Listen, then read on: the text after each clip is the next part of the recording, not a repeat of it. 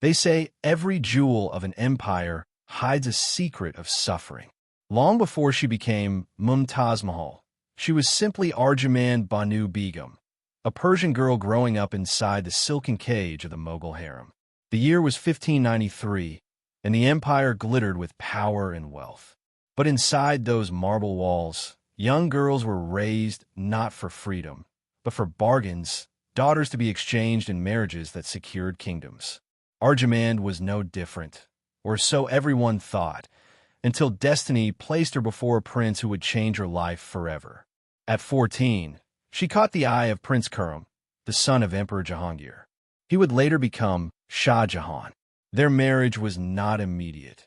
Politics delayed their union for 5 long years, but their love story began in secret glances, hushed letters, and stolen meetings in palace gardens. When they finally married, Arjumand was given a new title, Mumtaz Mahal, the chosen one of the palace. But she would soon discover that being the emperor's favorite wife came with a heavy cost. For in the Mughal palace, love was powerful, but politics was far deadlier. Unlike most royal marriages of convenience, Mumtaz and Shah Jahan shared a rare intimacy. He refused to take major decisions without her counsel. Chronicles say that Mumtaz sat beside him in court, listening to petitions, whispering advice, and even influencing royal policies. But the Mughal harem was a battlefield of silks. Shah Jahan had other wives, though none came close to Mumtaz in influence. Jealousies ran high. Rival queens spread rumors. Courtiers whispered poison into the emperor's ears, and yet Shah Jahan's devotion to her only deepened. This made Mumtaz powerful, but also vulnerable. The higher she rose, the more enemies she made. And soon, behind jeweled curtains, those enemies would sharpen their whispers into daggers. The harem of the Mughal palace was like a secret kingdom of women. Hidden from public eyes, it had its own gardens, markets, guards, and rules. Hundreds lived within its walls, from wives and daughters to attendants and slaves. But in this world of whispers, Mumtaz Mahal was queen. Shah Jahan trusted her so much that he handed her the royal seal, allowing her to sign decrees in his absence. He showered her with extravagant gifts, diamonds from Golconda, pearls from the Persian Gulf, even an entire marketplace, Mina Bazaar, whose revenue went directly to her. He gave her saris embroidered with gold, gemstone mirrors, and crystal bottles of perfume. One legend even speaks of a diamond throne designed for her. Yet, despite this luxury, Mumtaz was simple of heart. She was said to avoid vanity, and, unlike Noor Jahan, she never sought political dominance. Her pleasures were quieter. She loved poetry, rosewater, and saffron-flavored dishes prepared by her chefs.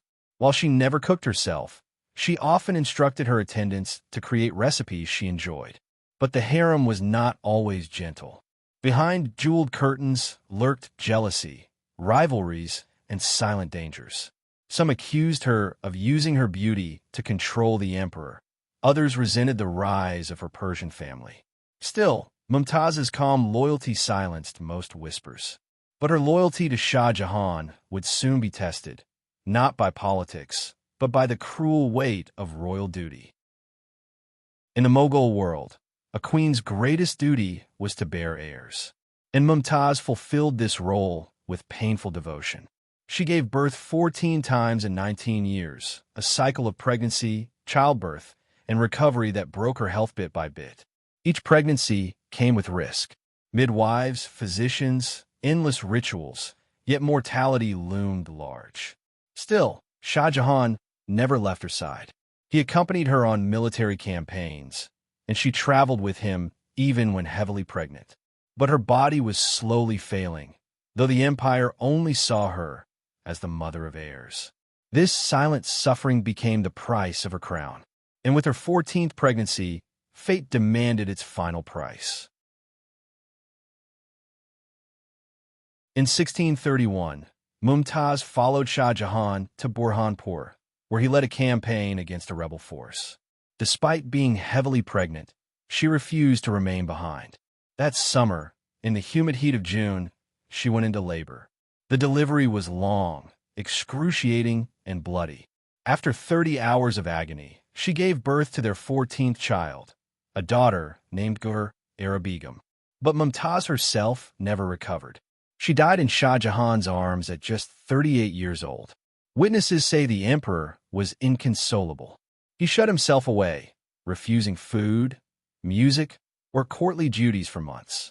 His beard turned white almost overnight. And from that grief, an idea was born, a monument unlike any the world had seen. A tomb was to rise, one that would blind the world with beauty, but hide a story of unbearable sorrow. Shah Jahan poured his grief into stone. He summoned architects from Persia, calligraphers from Samarkand, and artisans from across India. For over 20 years, more than 20,000 laborers worked day and night to create a white marble wonder on the banks of the Yamuna River.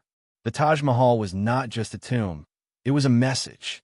Every arch, every dome, every jewel-encrusted wall whispered the story of Mumtaz. Quranic verses were carved into marble, delicate flowers etched into stone.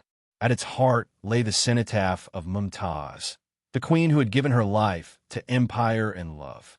The world saw it as a symbol of romance. But for Shah Jahan, it was a wound carved in marble. But the queen's story did not end in stone. It lived on through the children she left behind, some of whom would rewrite the empire's fate.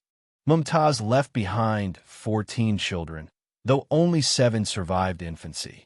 Among them was Aurangzeb, who would one day dethrone his own father, and Begum, who became a powerful princess and one of Shah Jahan's closest allies. Her children grew in the shadow of her absence. Some adored their father, others turned into rivals. When Shah Jahan grew old, Aurangzeb imprisoned him in the Agra fort. From his window, the emperor could see only one thing: the Taj Mahal, where his beloved Mumtaz rested. Even her children's ambitions could not erase her memory. She lived on, not in their politics, but in their blood and in the marble ghost of the Taj. And yet, the empire whispered one haunting truth: the Taj Mahal was not only a monument of love, but a monument of sacrifice. Mumtaz Mahal was never a ruler like Noor Jahan. She left behind no edicts, no throne, no conquests. What she left behind was far more powerful, a love story immortalized in stone. But beneath the romance lies a harsher truth. She died because of duty, because of endless pregnancies, because queens were bound to produce heirs until their bodies broke. The Taj Mahal may shine like a jewel under the sun, but it is also a grave not only of Mumtaz, but of countless women whose stories were never carved into marble. The world calls it a monument of love. But look closely, and you'll see what it truly is: the silent scream of a queen who died young, hidden beneath domes of white marble.